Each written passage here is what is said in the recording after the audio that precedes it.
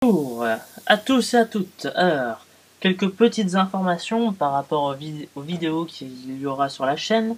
Dorénavant, il y aura des tutos Photoshop, parfois des speed painting, donc en fait des démonstrations de Photoshop sans explication, pour des créations, en accéléré bien sûr, et des tests d'applications sous Windows Phone, et très rarement des jeux ou des logiciels sous Mac ou Windows. Donc voilà, maintenant il y aura ces catégories-là. Catégorie Windows Phone, Photoshop, Mac et PC, Mac et PC qui seront en une seule catégorie bien entendu. Donc aujourd'hui on va faire du makeover. Qu'est-ce que le makeover? Makeover c'est une technique sous Photoshop la plupart du temps, qui est réalisable sur les logiciels GIMP aussi, qui est une alternative à Photoshop en gratuit, qui permet de modifier une photo en l'améliorant. Changer les couleurs, lisser la peau, changer la couleur des yeux, etc. Améliorer, enfin. Makeover qui veut dire en fait changement de style en anglais. Donc je vais vous expliquer sur cette photo là. Nous allons commencer par dupliquer le calque ici, soit en faisant clic droit dupliquer, ou alors en faisant commande J ou CTRL J sur les PC. Jusque là tout va bien. Nous allons d'abord commencer par effacer les défauts, donc tout ce qui est grain de beauté, boutons, etc. sur la photo. Nous prenons l'outil correcteur localisé. Vous pouvez régler l'épaisseur en fonction de la taille du défaut, bien entendu. Et vous repassez dessus. Hop, ça disparaît.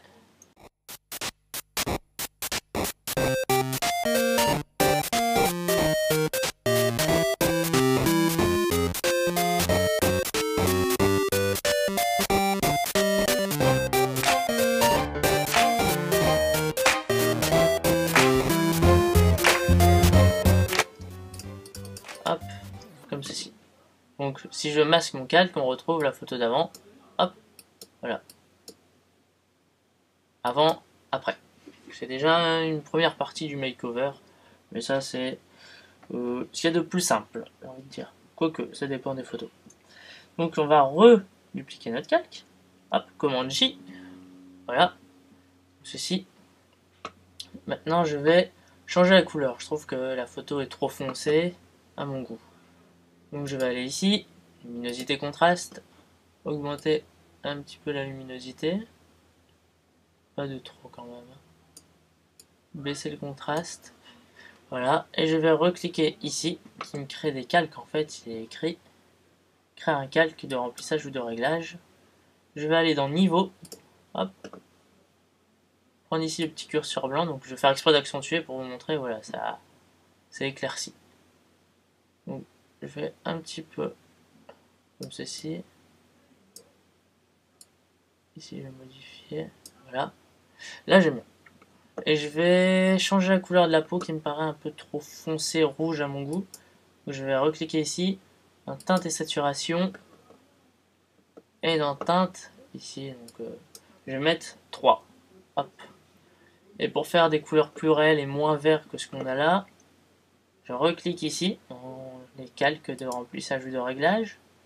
Et je vais faire filtre photo. Je clique dans le filtre, je mets sépia. Et je mets 50%. C'est une petite astuce. Et vous pouvez modifier ici l'opacité pour éviter que ça soit trop accentué. La saturation des couleurs, etc. Vous pouvez vraiment régler tout par rapport à vos goûts. Par exemple, si je mets 0, ça fait ça. Voilà. Là, j'aime bien ces réglages-là. Après, vous faites comme vous voulez. Ça, c'est perception, j'ai envie de dire. C'est la couleur, c'est vous qui voyez. Maintenant, on va lisser la peau. Donc là, on revient sur notre premier calque. Calque copie 1. Après, vous pouvez renommer, sinon, si vous avez peur de vous perdre dans vos calques. Et nous allons aller dans Filtre, en haut, ici, FR, Atténuation, excusez-moi, Bruit plutôt, et dans Anti-poussière. Hop. Je vais faire exprès d'accentuer pour vous montrer ce que ça fait en fait. ça, comment dire, les pixels ils sont plus rapprochés, plus lisses. C'est vraiment spécial. Hein. Donc je vais mettre 4 à peu près. 4, je sais pas. Alors là, ouais, si 4, je vais mettre 5, au cas où c'est mieux. Je mets 5 de rayons et on laisse le seuil à 0. Parce que sinon, ça n'a plus trop d'intérêt, comme vous pouvez le voir. Si on ne met pas à 0. Hop. Je fais OK. Donc ici, on a notre calque avec notre anti-poussière. On va rajouter à ça du flou, un flou gaussien. Ici, dans atténuation, flou gaussien. Je clique et on met à peu près souvent le même rayon pour éviter d'avoir trop de différence. Il y a un problème sur ma photo ici. Pourquoi j'ai ça? A flashback to the good old days when you took my hand, said I love you always, and we never walk on different ways. Then we would talk about living together. After all the satisfaction, caught up in a tricky situation. Our love turned sour and nasty, and now you feel so sorry and hasty. J'ai un flou plus un filtre anti-poussière sur ma photo, donc vous voyez, on voit plus grand chose. Si je clique sur le petit œil ici qui permet de masquer ou d'afficher mon calque, et ben j'enlève, vous pouvez voir la photo qui est juste ici, juste avant. Voilà, je l'enlève, hop, comme ceci. Donc qu'est-ce que nous allons faire à partir d'ici? Parce que ce qui nous intéresse, c'est avoir le flou que sur les parties du visage, en fait, et pas sur le reste. Donc on va créer un masque de fusion. Il faut cliquer sur ce petit icône ici en bas, à droite. Ajouter un masque de fusion. Hop, ça nous crée ce petit rectangle blanc que nous allons remplir de noir. Édition remplir, donc couleur de premier plan, c'est le blanc, donc c'est pas bon. Et mettre couleur d'arrière-plan, qui est le noir, ici. Essayez d'aller doucement, parce que j'ai pas l'habitude d'aller doucement sur Photoshop. Ok. Donc là, faut pas s'inquiéter, notre travail n'est pas perdu. La preuve, si je fais clic droit, désactiver le masque, on retrouve notre photo floue. Donc je le réactive. Je vais vous expliquer le principe du masque de fusion, qui est très simple. Il permet, tout comme son nom l'indique, de masquer quelque chose. Masquer le flou qu'on a mis sur notre photo. Donc tout ce qui est en noir est masqué. Donc si on prend notre pinceau avec la couleur blanche, ça a pu être masqué. Tout ce qui est en blanc ne sera plus masqué. Regardez, si je repasse sur la photo, elle va devenir floue, comme ceci. Et dès que je lâche mon clic, on voit les traces blanches sur notre masque. Voilà. Donc ça permet que si on fait une erreur, il suffit d'inverser les couleurs, prendre le noir, et de repasser. Hop, et on retrouve notre photo comme avant. Donc une fois qu'on comprend ce principe, ça nous permet de faire plein de choses. Donc faire édition remplir, hop, le noir. Ceci, voilà. Donc là il est tout noir. Maintenant je vais prendre le blanc, mon pinceau avec la couleur blanche, et repasser que sur les parties du visage. Donc les joues et tout, en évitant de trop déborder sur la bouche, les yeux et le nez. Donc regardez comme ceci, je repasse, je vais réduire un petit peu, hop, je repasse, comme ceci, hop. Alors pour ce qui est du nez et le tour de la bouche et des yeux, en fait nous allons réduire ici l'opacité. Je vais la mettre à 53% à peu près. Je fais un clic droit et je réduis la taille de mon pinceau et je repasse le tour.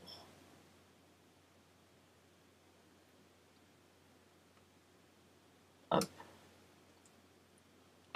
Alors une chose à savoir, par exemple là quand je fais seulement en un clic sans relâcher mon clic, je suis à 53% de l'opacité, mais si je repasse dessus en recliquant, je double en fait. Donc là je suis à 100 par exemple. Donc je vais annuler.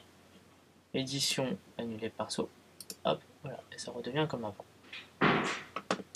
Je fais pareil pour autour du nez, comme ici, hop. Our love turned sour and nasty, and now you feel so sorry and hasty. Do you understand when I speak about love? You talk about pain. I can't stand no longer. You think that I'm a fool, but it's not cool to let you down. There ain't no pleasure here going on. I can't stand no longer. You think that I'm a bride. You took my pride and put it on the floor. Stole what's mine and now you want more. I never love you if I can trust you. I'm gonna leave you. Et voilà. Donc là, je vais dézoomer. Nous avons un visage ici qui est tout lisse, même un peu trop, j'ai envie de dire. Donc, je vais réduire un peu son opacité. Regardez, si je réduis entièrement, hop, ça permet d'affiner les réglages en fait, comme ceci, et de faire un réglage un peu plus naturel que si on laisse à 100%. Comme ceci, ça me paraît plutôt pas mal. Donc maintenant, nous allons, par exemple, accentuer la couleur de ses lèvres à la demoiselle. Je reviens sur mon calque arrière-plan copie. Je fais CTRL-J ou commande-J sur Mac, hop, pour le recopier. Comme ceci. Je copie aussi mon calque arrière-plan, comme ceci. Et je prends les deux. Je sélectionne en faisant Shift ou CTRL. Clic droit, fusionner les calques. Hop, et je le mets au-dessus. Donc ça nous a fusionné les calques qu'on a fait. Donc si je désactive tous les calques et que je laisse que lui, il n'y a aucun changement. Hop. Et si j'enlève les deux, on retourne à la photo de départ. Voilà. Donc pourquoi avoir fait ça? Pour pouvoir sélectionner, pour travailler sur la photo qui est modifiée déjà en fait. Donc comme sur cette photo là, je peux pas, j'ai plus mon masque de fusion, donc je peux plus annuler le flou par exemple. Je vais pas rentrer trop dans les détails parce que je saurais pas trop, avec quel mot vous expliquer en fait. Maintenant, on va sélectionner la bouche. Donc je vais ici, clic droit, et je vais prendre outil lasso magnétique. Pour moi, pour sélectionner des objets ou quoi que ce soit d'autre, c'est mon outil préféré parce que ça sélectionne sur les pixels en fait. Donc on clique une fois, on repasse, et normalement ça fait presque automatiquement. Il suffit de faire approximativement le tour de la bouche et puis ça se place tout seul en fait. Hop. Des fois quand on voit que ça va, que quand on bouge la souris ça va pas à l'endroit qu'on veut, on peut cliquer pour me rajouter un point en fait. Par exemple si je veux descendre en bas, eh ben, vous voyez il va me mettre des points mais c'est pas forcément là où je veux, donc je clique à chaque fois. Là, hop. Là. On fait à vue d'œil hein.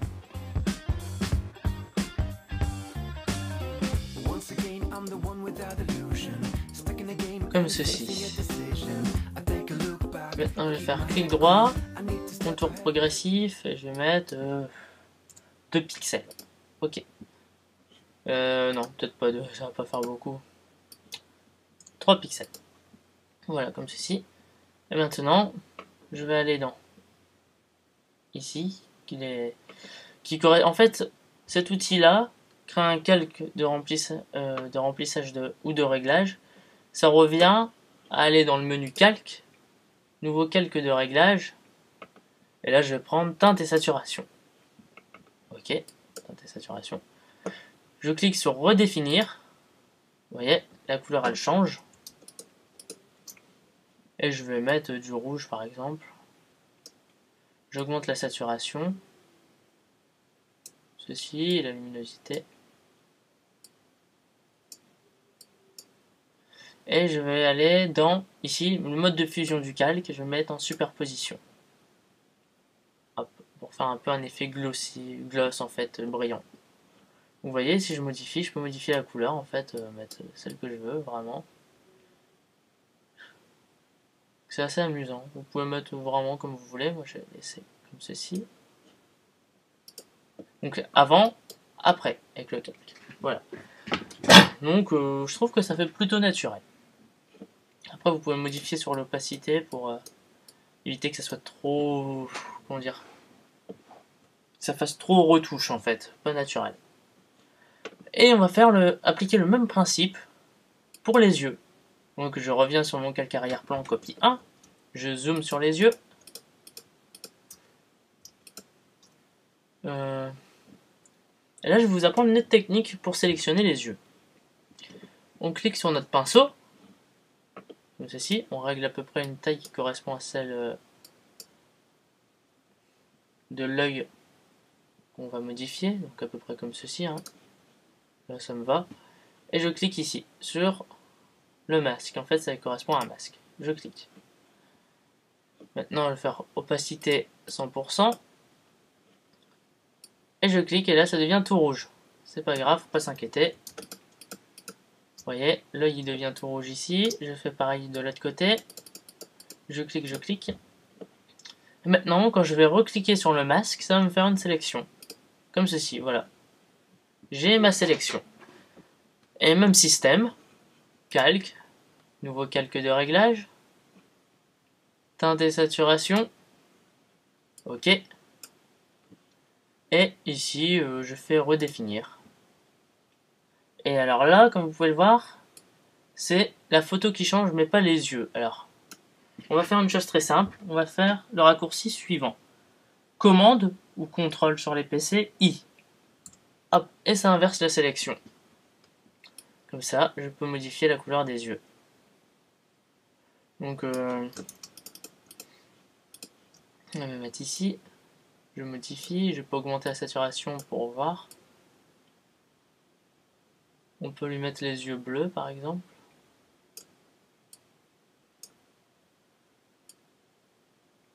Hop. Bon, après c'est une question de goût, vous pouvez mettre vraiment on va dire, la couleur des yeux qui vous plaît.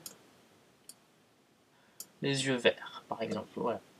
Mais comme vous pouvez le voir, la couleur dépasse un peu sur le bas en fait. Ça dépasse ici. Donc notre calque teinte et saturation a déjà un masque de fusion qui est noir. Donc je vais prendre le pinceau, couleur blanc, je réduis son épaisseur et je repasse aux endroits où la couleur elle déborde. Ah pardon, excusez-moi, je vais prendre couleur noire, je me suis trompé. Et je repasse où est-ce que, à l'endroit où les couleurs elles débordent. Donc ici, hop, comme ceci. Et pour faire ressortir la pupille, je vais cliquer aussi dessus. Pas qu'elle soit de couleur verte, bien entendu, sinon ça fait pas naturel. Et voilà, on a notre photo retouchée en fait, comme ceci. Donc je l'enregistre. Enregistrer sous. J'ai fait plusieurs fois cette photo, je sais plus quel nom lui donner. Donc là j'enregistre en format Photoshop déjà.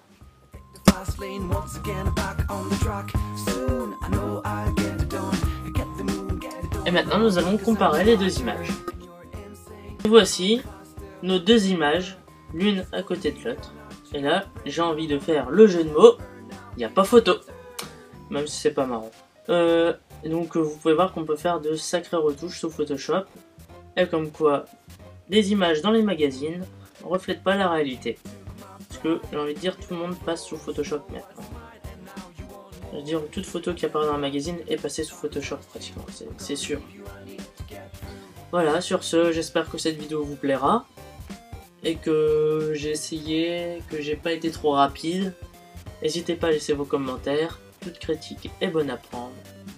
Bonne fin de journée. Au revoir.